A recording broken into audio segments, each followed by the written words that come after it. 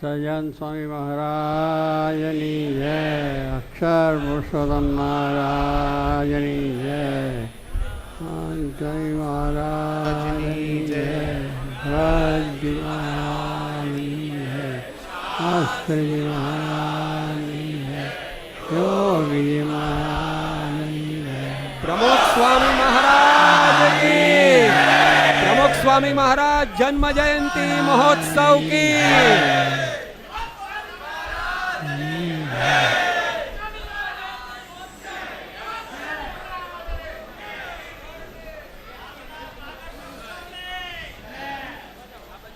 સર્વે સંત હરિભક્તોની પણ જય જય જય જય. કારણ કે સંતોને હરિભક્તો ખૂબ જ દાખલો છે આની અંદર, અને આવી રીતનું કાર્ય એ બધા સંભાળી રહ્યા છે. એક એક મહાન ભગવાન જોગી બાપા અને શાસ્ત્રી મહારાજના આશીર્વાદ છે.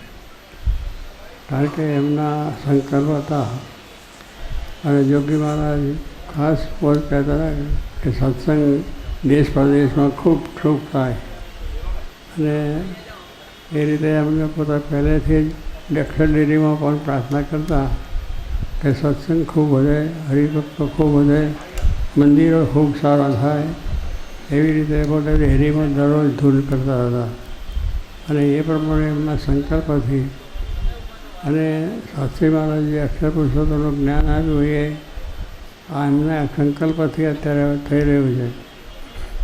માણસ જાણે મેં કહ્યું કર્તવ્ય જો હોય, હાજર્યા અધ્વચ રહે, હરિ કરે સો હોય. આપણે કંઈ કરી શકતા નથી, પણ ભગવાનનું કામ આદર્યું છે એમને જ આપણે કે મંદિરો થાય, સત્સંગ થાય, સંતો વધે, અને ખૂબ ખૂબ લોકો સુખી થાય, અને મને ધને એ એમના સંકલ્પો બધા છે. તો એ સંકલ્પો પ્રમાણે આજે આ બધાના દર્શન થાય છે, અને આ બધાની એવી શ્રદ્ધા વિશ્વાસ કરો છો તો તને મને ધને સર્વ સેવા કરી રહ્યા છે.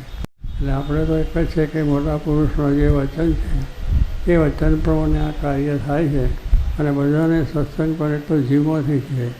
જીવોથી સત્સંગ ના હોય તો આ ભીડો વેઠાય નહીં, અહીં અવાય પણ નહીં.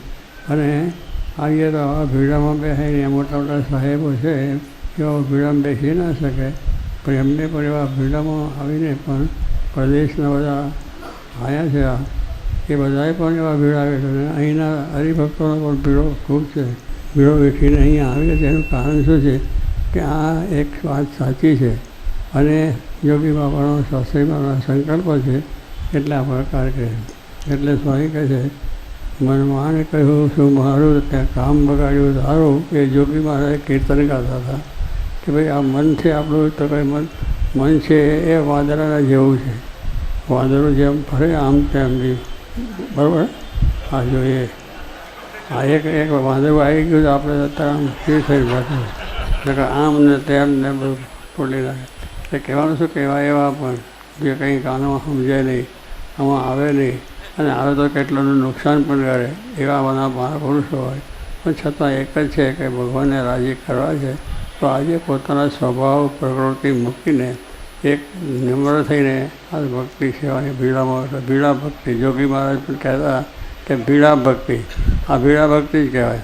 કે હવે આ બધા સાહેબો પણ આમ આવી બેસી કારણ કે એમને આવા ભીડા તો ઓછા હોય, પણ આવા સમયાની અંદર બધા આવીને પોતે આમ કરે છે તો ભીડા ભક્તિ કહેવાય. મને ભીડા ભક્તિ ભગવાનની આપણે જો સંસારમાં ભીડા તો ભટકીએ છીએ કે આપણા કુટુંબ છે, પરિવાર છે, ધંધા છે, રોજગાર છે, બધાની અંદર કેટલો ભીડો બેઠીએ છીએ કે ભાઈ કરીએ જ છે જેને વગાડવામાં આવે. તો એ ભીડા ભક્તિ પણ આ શું છે કે ભગવાનના ભક્ત ભક્તિ કરવી એ પણ ભીડો છે. કે આ ભીડોની અંદર આપણા આવવાનું ભીડો તો થાય ને. કારણ કે આપણે ભૂતકાળે રહ્યા હોય, પણ છતાં અહીંયા આવવાનું કારણ શું છે કે આત્માનું કલ્યાણ મનાવ્યું છે. આવા જોગી મહારાજ શાસ્ત્રી મહારાજ જેવા પુરુષ થયા છે, એમના દર્શન આશીર્વાદ થાય આજે અન્નકોટ થયો છે, અને એ પણ ભગવાનને રાજી કરવા માટે જ કર્યો છે. તો કહેવાનું શું છે કે આ બધું જે કંઈ થાય છે એ જીવમાંથી થાય છે. આ કંઈ દેખાડવા માટે નથી, દેખાવની ભક્તિ નથી. ભક્તિ એ સાચી છે, ભગવાને આ રીતે પોતાનું તન મન ધન અને સમર્પણ આ એક મોટી કારક એવું જ્ઞાન થાય ત્યારે જ્ઞાન વગર મુક્તિ નથી. જ્ઞાન એટલે આત્માને પરમાત્માનું જ્ઞાન. આ જ્ઞાન જો આપણને થાય તો આપણને કોઈ વાંધો આવે નહીં. પછી ગમે તે સ્થિતિમાં હોય, ગમે તે કાર્ય કરતા હોય તો પણ આ એટલે આ સ્વામી કહ્યું કે આત્માની મુક્તિ થયું છે. તો એ રીતે આપણા જીવની અંદર આ વાત જરા સમજાની છે અને સમજ્યા છે તો પછી આ કાર્યમાં આપણે આવીએ છીએ અને ભીડો પર બેઠાય છે. એટલે કહેવાનું છે કે આ જ્ઞાન વગર મુક્તિ નથી. એ જ્ઞાન એટલે આત્મા અને પરમાત્માનું. આત્મા છે ને પરમાત્મા એટલે આત્મા અક્ષર ગુણાતીતાન સ્વામી, પરમાત્મા સહજાન સ્વામી. આ બે સ્વરૂપો અનાદિના છે. એ સ્થાપના શાસ્ત્રીમાં જે કરી છે એની આપણે ઉપાસના છે અને એ ઉપાસનાથી આપણા જીવનું કલ્યાણ થાય છે. તો કહેવાનું છે કે વિવેક જ્ઞાનંદ મુક્તિ વાત કરીએ છીએ, પણ જ્ઞાન કયું? દેહનું જ્ઞાન છે, વ્યવહારનું જ્ઞાન છે, આપણે ઘણા જે કાર્યો કરીએ છીએ એનું પણ જ્ઞાન છે. કોઈ ધંધાનું છે, કોઈને નોકરીનું છે, કોઈને બીજું છે, ત્રીજું છે. બધું જ્ઞાન તો છે જ. દેહને કેમ નવડાવવું, ધોવડાવવું, ખવડાવવું, પીવડાવવું, હોવું, સારું એસારામ કરવા, આ બધું દેહનું જ્ઞાન છે, કરીએ જ છીએ આપણે. એવું જ જો આત્માનું જ્ઞાન હોય કે હું આત્મા છું અને આત્માને કોઈ નાત નથી, જાત નથી, કુટુંબ નથી, પરિવાર નથી. આત્મા એ 1000 વર્ષ થાય. તો આત્માનું જ્ઞાન એટલે શું? હું એ છું.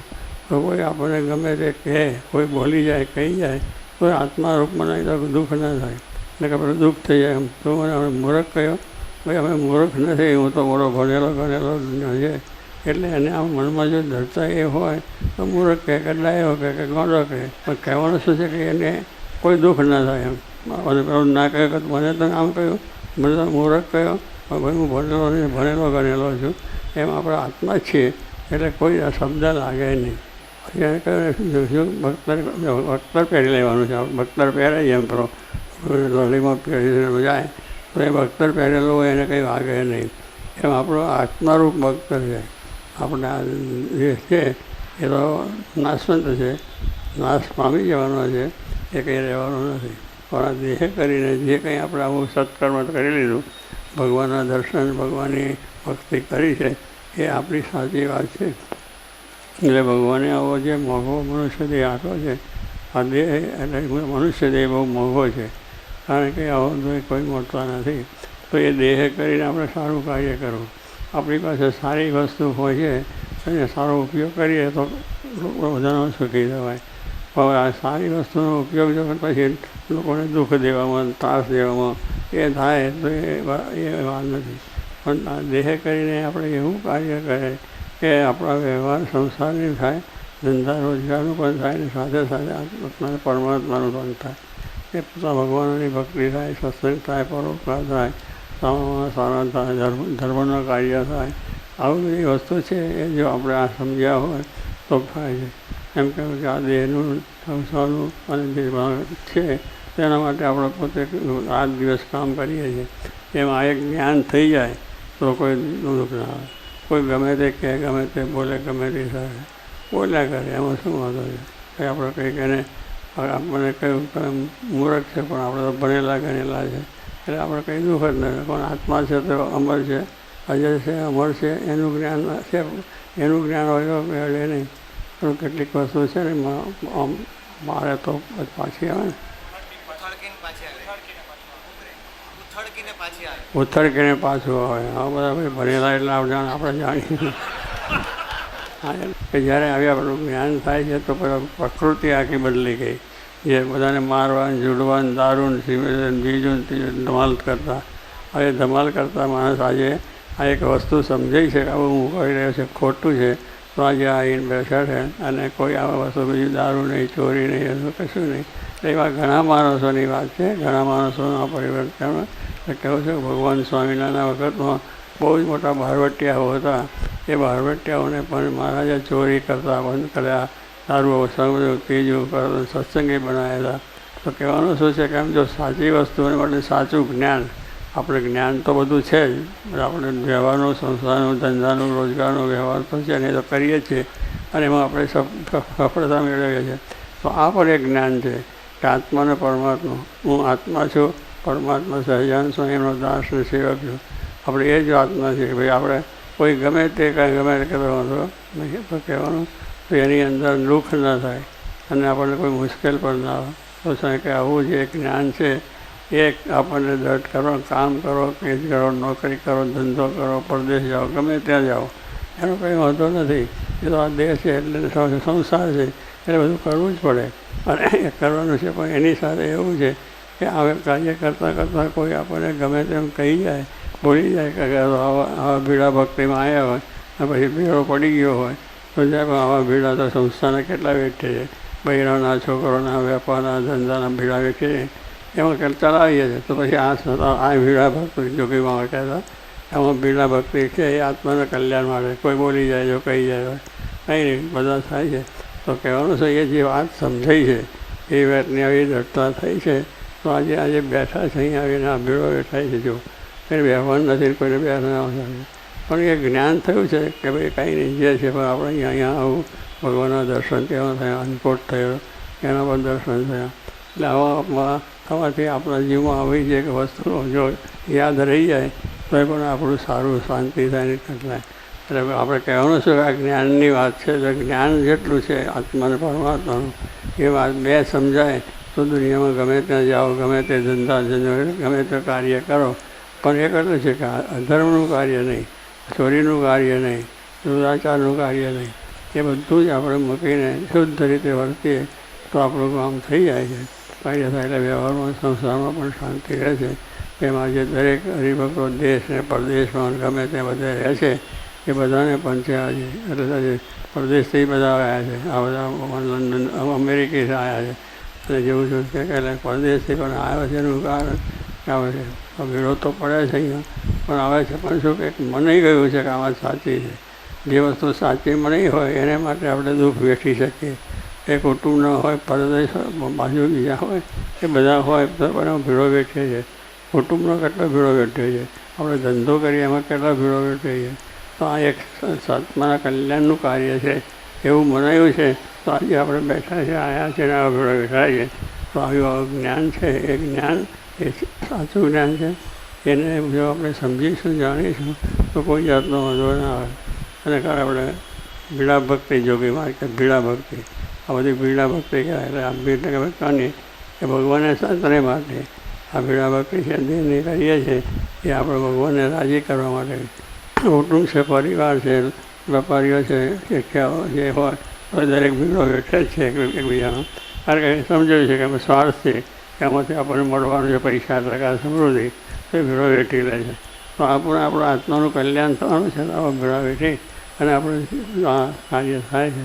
તો મહારાજને સંભાળીને હું આપણને આ વાળ્યું છે અને આજે બધાને ખૂબ ખૂબ આશીર્વાદ છે કે આવો આવીને ભીડો વેઠીને પણ આ લાભ લીધો છે.